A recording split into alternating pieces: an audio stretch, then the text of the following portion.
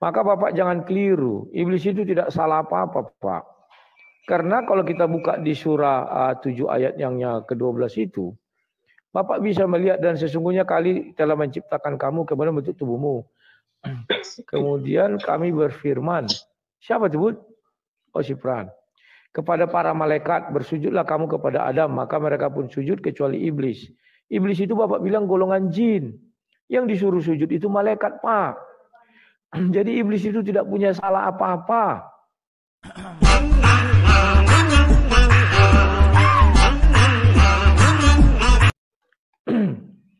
Halo Pak Jul, selamat malam.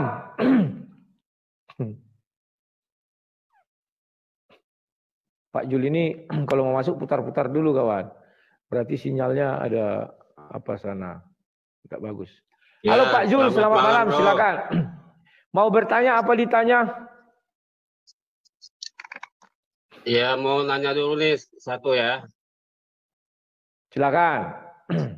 Ini kan melanjutkan pembicaraan kita waktu itu yang keputus tuh soal kejadian 3:15 itu. Yang apa nih anak apa namanya permusuhan. Ya, iblis itu kan menemukan tumitnya. Kalimat terakhir kan.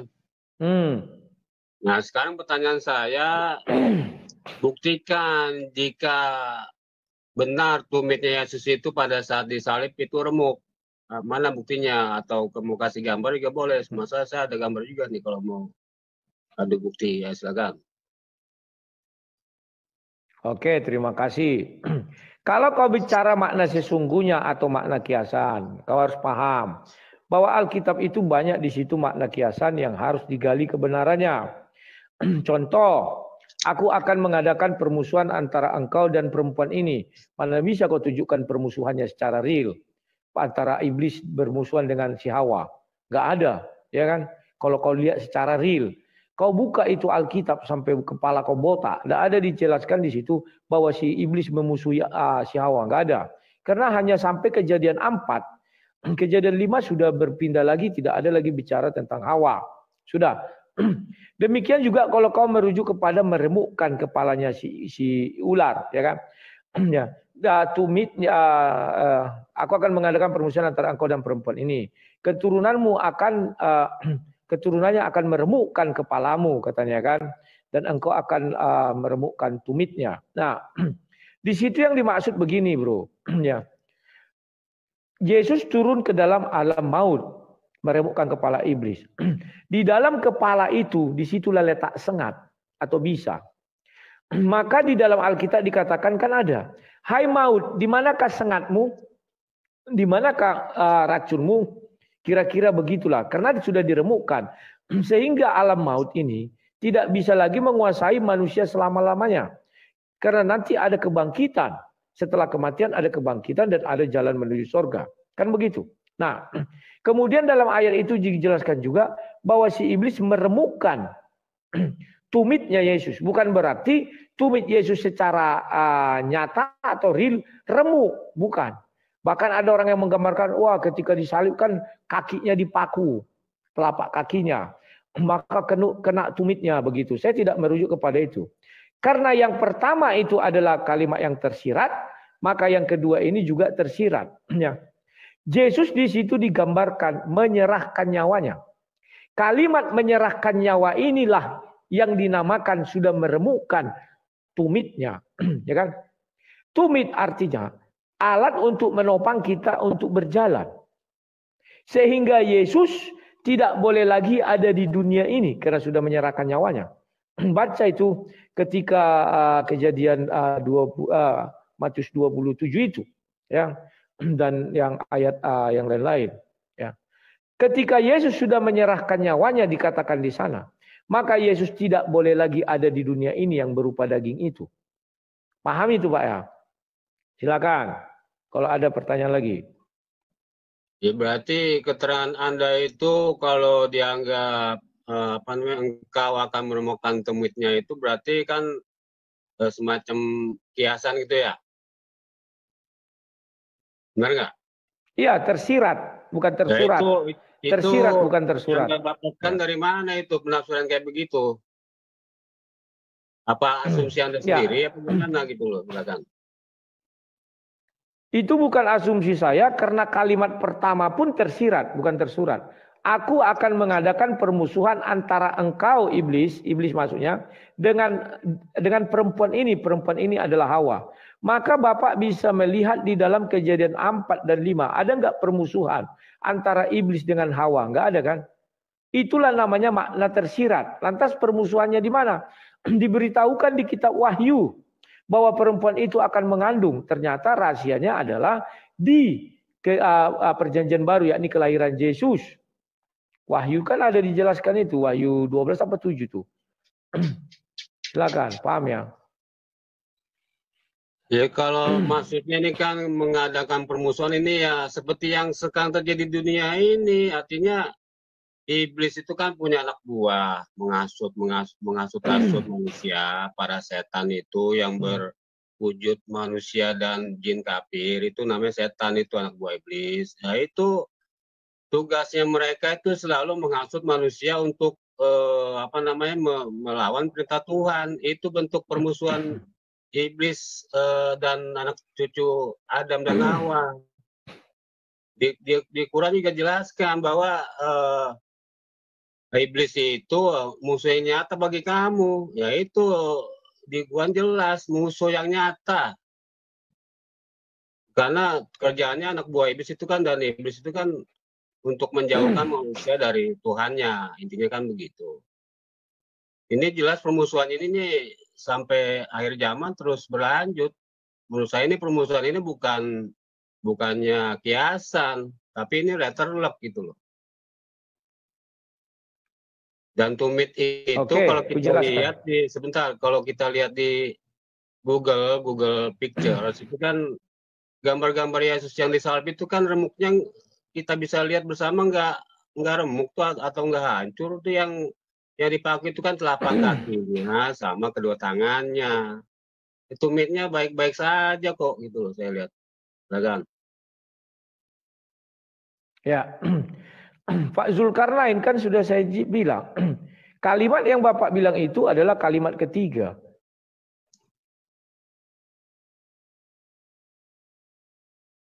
Turunannya akan meremukkan kepalamu. Barulah yang kau bilang keturunannya akan melawan keturunanmu. Yang Bapak bilang itu kan kalimat berikutnya. Kalimat pertama. Bisa nggak Bapak tunjukkan di Bible ada Hawa melawan iblis? Nggak ada itu Pak. Sampai kepala Bapak botak nggak ada. Maka itu adalah makna yang tersirat. Ini digenapinya kapan? Ketika Yesus itu sudah datang. Maka di Wahyu dikatakan, aku melihat seorang wanita yang sedang mengandung. Maka iblis datang dan anaknya dilarikan, kan? Iblis di situ. Itu kan merujuk kepada siapa, Pak? Jadi itu bukan makna sesungguhnya ketika kita mengatakan, oh si Hawa melawan iblis. Tidak. Karena Hawa hanya Kejadian 4 dan 5 secara tertulis. Habis itu nggak ada lagi.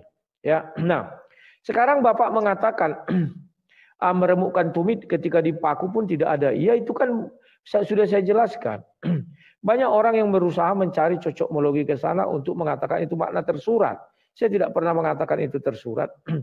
Tapi yang benar adalah Yesus digambarkan di situ kan menyerahkan nyawanya. Kalau menyerahkan nyawanya, makanya banyak orang menganggap itu mati. Makanya aku sudah katakan Pak, disitulah letak remuk tumit itu. Kalimat tumit itu kalau kita berjalan tanpa tumit tidak bisa. Makanya dari itu, Yesus tidak boleh ada lagi di dunia ini. Kenapa? Karena dia sudah turun ke dalam kerajaan maut, meremukkan sengatnya iblis atau sengat maut itu sudah remuk. Maka tumitnya pun remuk. Kalimat remuk di sana, Yesus tidak bisa lagi ada di dunia ini. Makanya dia 40 hari langsung naik ke surga. Kalau Yesus di dunia ini bagaimana? Kan itu mungkin pertanyaan Bapak. Maka betul yang Bapak bilang tidak ada yang diremukkan dari tumitnya. Kan begitu. Nanti saya buka sebuah rahasia yang orang pun akan banyak tercengang-cengang. Kenapa Yesus harus naik ke surga? Itu nanti judul lain ya Pak ya. Nah, sekarang Bapak mengatakan di dalam ajaran Bapak bahwa iblis itu ada dua jin dan manusia. Bapak bilang, Pak, justru di dalam ajaran Bapak boleh buka seluruh ayatnya, saya nggak mau nafsir. Iblislah yang menyelamatkan manusia. Bahwa iblis itu berteman baik dengan manusia. Bapak lihat, yang minta kebangkitan itu siapa? Kan iblis. Allah tidak pernah menjanjikan kebangkitan. Iblis yang mengatakan, berilah saya waktu tangguh sampai mereka dibangkitkan. Arti bangkit apa? Artinya ada kematian, ada kebangkitan. Iblislah yang menentukan atau berbuat ada kebangkitan di dalam ajaran Islam. Bukan Tuhan. Baca ayatnya itu baik-baik. Kemudian Tuhan memberi hukuman mati karena untuk menggenapi ucapan iblis bahwa ada kebangkitan, maka harus ada kematian. Surat 7 ayat 25.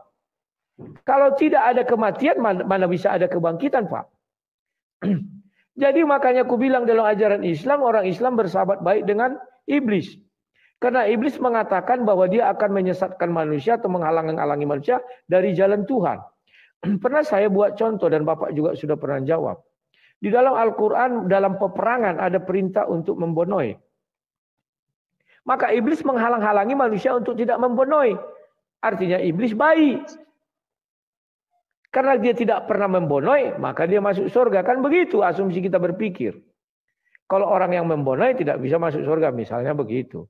Apalagi Pak, iblis tidak pernah mencabut nyawa manusia, nggak pernah. Jadi iblis itu berteman baik dengan manusia. Keinginan iblis, manusia ini hidup terus. Tapi keinginan Tuhan, dia mencabuti nyawa manusia. Jadi iblis tidak ada dosa sebenarnya.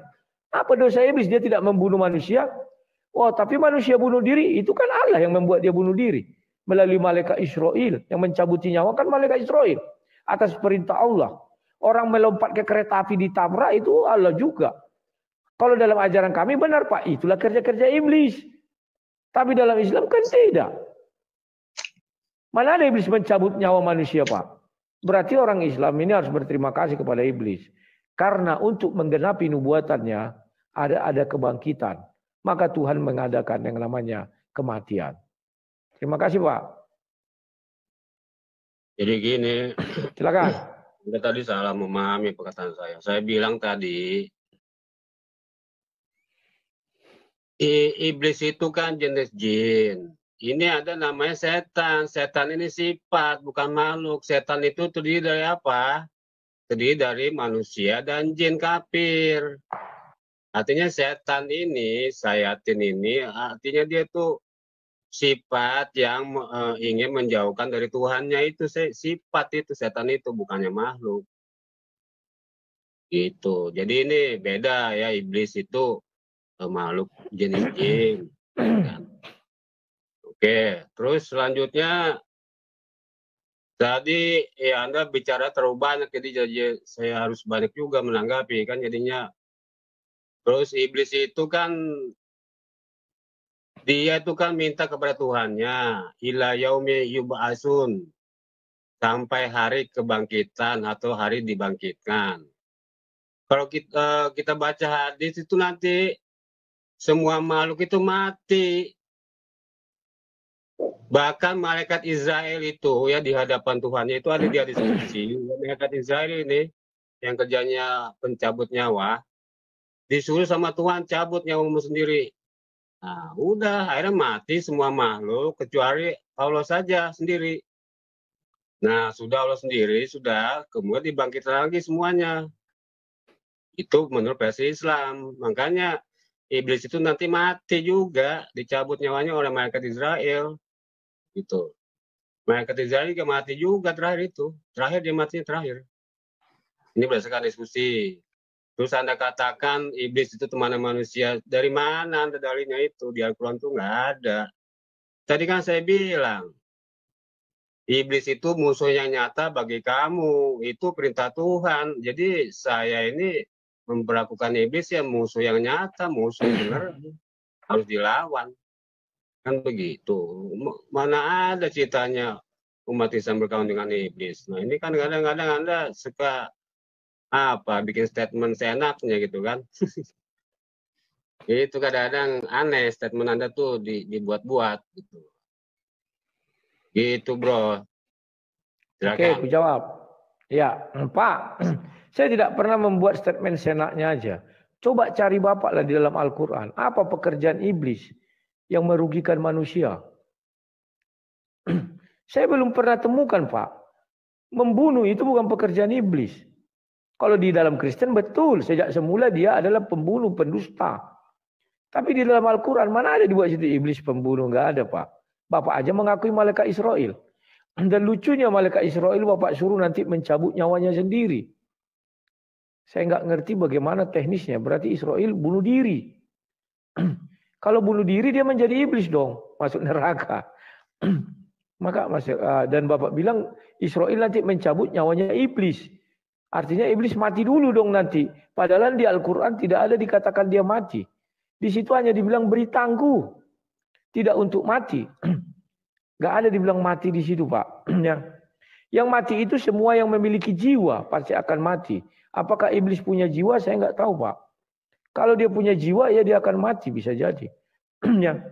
Kemudian Bapak bilang kami tidak berteman dengan iblis. Pak, baca baik-baik. Makanya aku bilang cari dulu satu dosa iblis sama Bapak apa. Oh, dia menyesatkan dari jalan Tuhan. Yang mana disesatkannya? Bukankah Tuhan juga mengatakan aku akan menyesatkan orang yang kukehendaki? Bukankah dia mengatakan juga aku membolak-balik hati manusia? Jadi kalau saya tersesat kan karena dibolak-balik Tuhan hati saya. Bukan iblis. Iblis tidak punya kuasa apa-apa, Pak, dalam Islam. Saya sudah baca itu semua, Pak. Kalau Bapak bilang iblis punya kuasa untuk menyesatkan manusia, artinya kalah dong Tuhan. Tapi dia menghalangi. Baca itu. Karena engkau sudah menyesatkan aku, maka aku akan menghalangi manusia dari jalanmu yang lurus. Menghalangi itu apa sih, Pak? Beda menghalangi, beda menyesatkan. Contoh orang mau datang kepada Tuhan misalnya. Maka dia menghalangi dengan cara apa? Contoh, dia mau ke masjid, tiba-tiba dihalangi di jalan ada misalnya kerusuhan, di jalan ada hujan lebat, dia nggak jadi ke masjid misalnya. Itu menghalangi. Tapi kalau menyesatkan, lain lagi, Pak. Allah dengan iblis bersaing menyesatkan kalau gitu, Pak. Kan ada dia bilang, Allah menyesatkan siapa aja yang dia kehendaki. Dan dia juga membolak-balik hati. Contoh dari Islam menjadi Kristen. Itu kan sudah sesat. Siapa yang membuat dia tersesat? Karena ada di ayatnya. Yang membolak-balik hati itu ya Allah. Bukan iblis. Iblis tidak punya kuasa membolak-balik hati, Pak. Nah, sementara mengenai kebangkitan, Pak. Kematian. Mana ada kematian pertama sekali, Pak? Bapak baca surat 7 ayat 1 sampai 24. Yang ada kalau orang mengikut iblis maka akan dimasukkan ke neraka. Tapi tidak dikatakan mati. Namun ketika iblis meminta berilah aku tangguh sampai mereka dibangkitkan. Artinya iblis sudah bernubuat bahwa akan ada kebangkitan. Maka Allah SWT mau tak mau harus menggenapi nubuatan iblis ini. Maka dibuatlah namanya kematian. Surat 7 ayat 25. Sebelumnya kan nggak ada kematian. Bacalah ketika iblis jatuh ke dalam dosa. Iblis engkau akan mati. Nggak ada itu. Tetapi yang benar adalah diusir dia dari surga. Apakah iblis mau keluar? Nggak mau, Pak. Dia tengah-tengah jadi surga. Jadi pahami dulu. Ya Pak, silakan. Jadi dosa iblis itu begini. Jelas itu ada. Iblis itulah yang menggelincirkan bapakmu, artinya Adam. Ini di dalam diskusi juga ya. Itu dosa pertama iblis itu karena perbuatan iblis lah menghasut Hawa untuk menyuruh makan buah kudi ya, versi Al-Qur'annya kudi, buah kudi. Nah, istrinya ini Hawa mengajak suaminya makan nih gini, harus dimakan lah itu. Lupa dia akan jadinya kepada perintah Tuhan, larangan Tuhan. Adam, jangan kau dekati pohon ini. Nanti kamu akan termasuk orang-orang yang merugi kan begitu. Pak dia tergelincir oleh asutan iblis itu awalnya. Itu dosa pertama iblis. Selanjutnya pas di bumi ini kan dia itu melarang dari jalan Tuhan itu, maksudnya tuh menghasut melalui anak buahnya itu kan banyak. Anak buahnya itu tadi saya bilang pada setan-setan itu yang terdiri dari jenis jin kafir dan manusia. Manusia yang menyesatkan jalan Tuhan itu bisa disebut setan. Kalau mau tahu, ini versi Islam gitu kan. Nah itulah cara menghalangi dari jalan Tuhan itu, menghasut. Misalnya dibisikin, bunuh si Anu, kita bikin ini kita berzina gini-gini ini, minum mabuk segala macam. Nah itu bisikan setan itu sebenarnya kepada hati kita melalui kuping kita kan begitu. Istilahnya di hati kita lagi bagaimana kerjanya itu kan mereka bekerja itu kan pokoknya terbesit di pikiran kita mau buat jahat. Nah itu tuh bisikan iblis tuh, anak buahnya iblis itu, para setan-setan itu. Itu cara kerjanya anak buahnya iblis. Nah jadi Islam itu jelas nanti yang para pengikut iblis nanti masuk neraka. Nanti iblis tuh dia akan di neraka. Iblis kan masuk neraka juga. Nanti di neraka itu orang-orang yang masuk neraka itu akan ini misalnya apa ya marah kepada iblis. Ini gara-gara kamu nih saya masuk neraka nih. Terus iblis membela diri. Ada dia diskusi. Saya hanya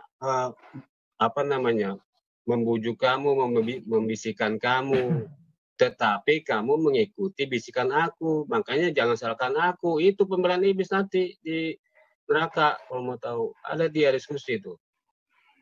Nah itu kerjaan iblis dan anak buahnya itu menghasut, membisikkan, menghasut itu ya membisikkan untuk menghalangi dari jalan Tuhan, dari istilahnya untuk menuju surga dihalangi jadi belok ke neraka, kan begitu.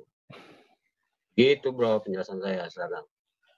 Oke, terima kasih Pak. Di sini Bapak sudah mempertegas bahwa iblis itu golongan jin. Maka Bapak jangan keliru, iblis itu tidak salah apa-apa Pak. Karena kalau kita buka di surah 7 ayat yang ke-12 itu, Bapak bisa melihat dan sesungguhnya kali telah menciptakan kamu kemudian bentuk tubuhmu. Kemudian kami berfirman, siapa sebut? Oh Sifran. Kepada para malaikat bersujudlah kamu kepada Adam, maka mereka pun sujud kecuali iblis. Iblis itu Bapak bilang golongan jin. Yang disuruh sujud itu malaikat Pak. Jadi iblis itu tidak punya salah apa-apa. Kan yang disuruh malaikat yang sujud. Iblis tak mau dong karena dia bukan golongan malaikat. Makanya iblis protes, ya. Langsung Allah berfirman kayak 13-nya. Apakah yang menghalangimu sehingga kamu tidak bersujud kepada Adam ketika aku menyuruhmu? Orang yang disuruh malaikat. Bukan iblis. Iblis menjawab, aku lebih baik daripada dia. Engkau ciptakan aku dari api. Sedangkan dia engkau ciptakan dari tanah. Ini jawaban iblis. Baru ke ayat yang berikutnya. Allah berfirman, maka turunlah kamu dari sorga. Diusirlah iblis dari sorga. Karena kamu tidak sepatutnya menyombongkan diri di dalamnya. Keluarlah sesungguhnya kamu termasuk makhluk yang hina. Jadi Pak, dosa pertama iblis bukan menggoda si Hawa atau si Adam. Tapi dia menggoda yang namanya tidak mau sujud kepada si Adam. Itu dosa pertamanya dia.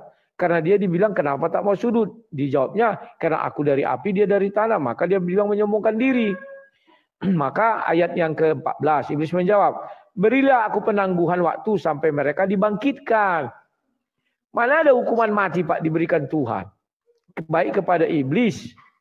Tapi karena si iblis sudah mengatakan ada kebangkitan, maka harus ada kematian baru ada kebangkitan. Mana ada orang hidup dibangkitkan? Yang matinya dibangkitkan Pak. Allah berfirman, benar. Kamu termasuk yang diberi penangguhan waktu. Disetujui Allah ucapan iblis. Diberi waktu sampai hari kebangkitan. Kan begitu. Iblis menjawab, karena engkau menyesatkan aku, pasti aku akan selalu menghalangi mereka dari jalanmu yang lurus. Ayat yang ke-16. Jadi iblis hanya menghalangi Pak. Bukan menyesatkan. Kalau menyesatkan itu, dia membelok, membawakan orang sampai tersesat. Kalau menghalangi, beda Pak. Contoh, di dalam peperangan ada perintah ayat harus membunuh musuh yang memerangi kita. Nah, iblis menghalangi orang untuk tidak membunuh. Jangan membunuh, jangan membunuh. Kasihan itu saudara kalian, sesama manusia. Itu contoh menghalangi. Tapi kalau menyesatkan, oh iya, ayo ke sana. Dibawa dulu mutar-mutar sampai dia tersesat. Tak kemana-mana lah dia. Nah itu Pak. Ya. Nah, maksudnya membawa itu bukan jalan-jalan. Ya membunuh juga, tapi dengan cara yang lain misalnya. Kemudian pasti aku mendatangi dari mereka dari belakang. Dari depan, belakang, kanan, dan kiri mereka. Dan engkau tidak mendapati kebanyakan mereka bersyukur. Nah, baru iblis mulai berkata dia akan mendatangi manusia. Ya tujuannya apa? Menghalangi orang dari jalan Tuhan. Bukan menyesatkan. Ya, di sini menghalangi. Tapi mungkin salah satu bentuk penghalangan bisa jadilah menyesatkan Pak ya. Tapi iblis itu enggak menyesatkan Pak. Karena dia yang disuruh sujud itu malaikat. Sementara dia Bapak akui adalah jin. Maka hukuman kepada iblis apa? Berfirmanlah, keluarlah kamu dari surga. 2 kali dia disuruh keluar Pak. Apakah dia berhasil Tuhan mengusir dia? Enggak berhasil Pak. Nah, di dalam ajaran Islam juga Pak, iblis betul menggoda Adam. Bukan menggoda perempuan itu, coba kita lihat. Dan Allah berfirman, wahai Adam, tinggallah engkau bersama istrimu dalam surga. Dan makanlah apa saja yang kamu kesukai, tetapi janganlah kamu berdua dekati pohon yang satu ini. Apabila didekati, kamu termasuk orang yang zolim. Ya. Kemudian setan membisikkan pikiran jahat kepada mereka agar menampakkan aurat mereka. Kan tidak nyambung Pak. Di mereka itu dibilang jangan kau makan pohon. Bukan menampakkan aurat. Ya. Kemudian setan membisikkan pikiran jahat. Jadi setan Bapak bilang bukan makhluk. Setan itu makhluk Pak. Setan itu ya iblis.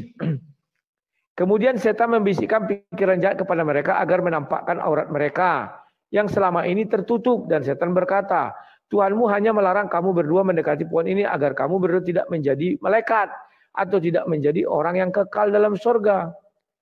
Nah, betul di sini iblis mengatakan tidak kekal dalam surga, padahal surga itu kan kekal. Nah, kita lanjutkan dikit Pak ya, sebentar lagi. Biar Bapak paham bagaimana asal usul kematian. Itulah dosa yang diwariskan oleh orang Islam daripada si Adam. Dan dia setan bersumpah kepada keduanya. Sesungguhnya aku ini benar-benar termasuk para penasihatmu. Jadi iblis mengaku dia penasihat manusia. Dia setan membujuk mereka dengan tipu daya ketika mereka mencicip buah pohon itu. Nah di sini iblis tidak bisa menjelaskan siapa yang Al-Quran tidak menjelaskan siapa yang pertama digoda. Kalau di dalam Bible kan yang digoda si Hawa. Kalau di sini kan kita nggak tahu siapa. Ketika mereka mencicip buah pohon itu tampaklah oleh mereka auratnya. Maka mulailah mereka menutupnya dengan daun-daun surga. Tuhan menyeru mereka, bukankah aku telah melarang kamu dari pohon itu? Katanya kan. Dan aku telah mengatakan bahwa sesungguhnya setan adalah musuh yang nyata bagi kamu berdua. Nah, ternyata Tuhan marah karena mereka, dia bilang musuhmu, banyak kesalahan di sini ya. Kesalahan manusia itu, pertama dia ikut setan, kedua memakan pohon itu, macam lah itu. Keduanya berkata, ya Tuhan kami telah menzolimi diri kami sendiri. Mereka berdua langsung bicara. Jika engkau tidak mengampuni kami dan memberi rahmat kepada kami, niscaya kami termasuk orang yang rugi. Inilah asal mula pengampunan Pak, biar Bapak tahu. Sebelumnya nggak ada pengampunan karena belum ada dosa. Makanya kalian nggak paham dosa waris itu apa. Kenapa ada pengampunan? Karena ada dosa. Sebelumnya ada nggak pengampunan? Nggak ada karena dia belum menzolimi dirinya. Jadi yang kalian warisi itu orang Islam adalah dosa dari si Adam. Pengampunan dari si Adam. Mencontoh minta pengampunan. Allah berfirman, turunlah kamu. Kamu akan saling bermusuhan satu sama lain. Bumi adalah tempat kediaman dan kesenanganmu sampai waktu yang telah ditentukan. Allah berfirman, ayat 25. Di sana kamu hidup. Di sana kamu mati. Baru ada kematian Pak. Jadi manusia itu mati karena diusir dari sorga. Karena dia menzolimi dirinya. Menzolimi dirinya artinya berdosa. Upah dosa adalah maut, kematian. Di bumi sudah ada kematian. Di sorga nggak ada kematian. Paham ya Pak ya? Di sorga tidak ada pengampunan. Karena belum ada dosa. Tapi setelah mereka menzolimi maka ada pengampunan. Jadi yang diwariskan dua orang itu kepada kalian adalah dosa, kematian dan pengampunan. Itulah sampai sekarang diwarisi. Kalau dia tidak makan buah itu mana ada pengampunan karena nggak ada dosa. Mana ada kematian karena tidak ada dosa. Mana ada dosa. Kan begitu Pak. Allah berfirman di sana kamu hidup, di sana kamu mati. Dan dari sana pula kamu akan dibangkitkan. Kalimat terakhir akan dibangkitkan merujuk kepada nubuatan iblis. Yang disetujui oleh Allah bahwa iblis minta beri penangguhan sampai kebangkitan. Padahal belum ada kematian. Silakan Pak. Ini terakhir ya Pak, karena saya mau ngantar. Oh, si Fran aja ngantar ya. Oke, saya respon ya. Jadi saya ceritakan sedikit nih sekilas ya tentang iblis ya, bagaimana dia bisa masuk ke golongan malaikat. Jadi menurut referensi Islam, iblis itu namanya Azazil. Ya. Dulu itu ceritanya itu sebelum Adam turun ke bumi itu ada bangsa jin hidup. Mereka itu membuat kerusakan dan pembunuhan. Kan? Makanya malaikat itu berkata, "Atajalu fiha ma yufsidu fiha wa yasfiku dima." Apakah engkau akan menjadikan khalifah di bumi yang akan membuat kerusakan dan menumpahkan darah? Kenapa malaikat bisa ngomong gitu? Karena melihat kejadian sebelumnya di bumi, itu para jin itu yang dulunya bisa kelihatan bentuk fisik, ya bentuk fisik, itu mereka saling berbunuhan, merusak bumi, makanya diganti sama manusia baru namanya Adam. Nah, setelah dibasmi sama para malaikat itu turun ke bumi, ini Azazil kecil ini diselamatkan oleh malaikat Jibril satu tempat sehingga dewasa. Dia ini beribadah selama 1000 tahun naik ke langit satu. Sampai 70.000 tahun akhirnya naik ke langit ketujuh. Makanya setelah beribadah selama 70.000 tahun, makanya dia dimasukkan ke golongan para malaikat. Sehingga karena ibadahnya selama 70.000 tahun itu, masuklah dia di golongan malaikat. Ini jin, tapi dimasukkan ke golongan malaikat karena ibadahnya. Nah, terus kan datang perintah Tuhan tuh, untuk sujud kepada Adam, itu maksudnya sujud penghormatan, bukannya sujud penghambaan. Ya kan di ayat lain kan dikatakan oleh Tuhan itu kan, "Hei iblis, kenapa kamu tidak mau sujud ketika aku perintahkan kepadamu?" Itu tadi jawabannya kan, karena ana khairum minhu, saya lebih baik dari dia. Engkau ciptakan aku dari api dan ciptakan dia dari tanah. Itulah argumen iblis kenapa dia tidak mau sujud pada Adam, karena dia di situ awal keangkuhan dia, awal kesombongan dia. Tuhan tidak suka makhluknya ini berlaku sombong di hadapannya, karena yang punya sifat sombong tuh hanya Tuhan saja gitu loh. Kesombongan itu adalah selendangku, kata Tuhan dia diskusi. Maka yang bersombong-sombong di hadapanku akan aku campakkan ke dalam neraka. Nah itu sekilas tentang iblis ya, kenapa dia masuk ke golongan malaikat. Nah terus tentang iblis itu ya tetap aja itu dia tuh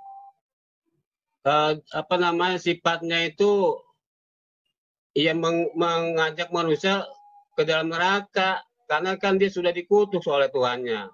Tempatnya akan di neraka. Manusia terkutuk kan pasti di neraka lah. Nggak mungkin di surga kan begitu. Nanti dia akan mengajak melalui anak-anak buahnya, mengajak sebanyak mungkin anak cucu Adam itu masuk ke neraka. Itulah kerjaan iblis. Job deskripsinya tuh begitu dia tuh. Berikut anak buahnya itu kan, makanya dia menghasut melalui berbagai macam cara, kan begitu, ya kan? Nah, terus tadi Anda katakan iblis itu berjasa menurunkan dosa waris. Apa-apaan ini? Itu kan Anda baca lah yang tempo hari saya bahas itu kan di Roma 5 nomor 12 itu kan. Itu kan perkataan Paulus itu. Karena dosa satu orang, karena kesalahan satu orang, maka dosa menjalar kepada seluruh manusia. Itu kan ajaran dosa waris Paulus. Yesus tidak pernah sekalipun mengatakan apa yang dikatakan Paulus itu, tidak ada sekalipun di 4 Injil itu kan. Nah ini dosa waris ciptaan Paulus ini, ya kan?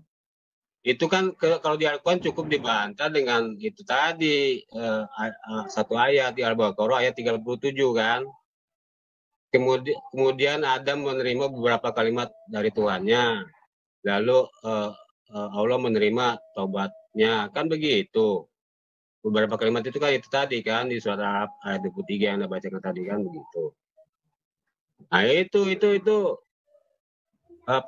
iblis itu ya mana ada berjasa kepada manusia, yang ada dia merugikan manusia. Orang dia tujuannya targetnya membawa sebanyak mungkin anak cucu Adam ke neraka, kok di mana baiknya dia?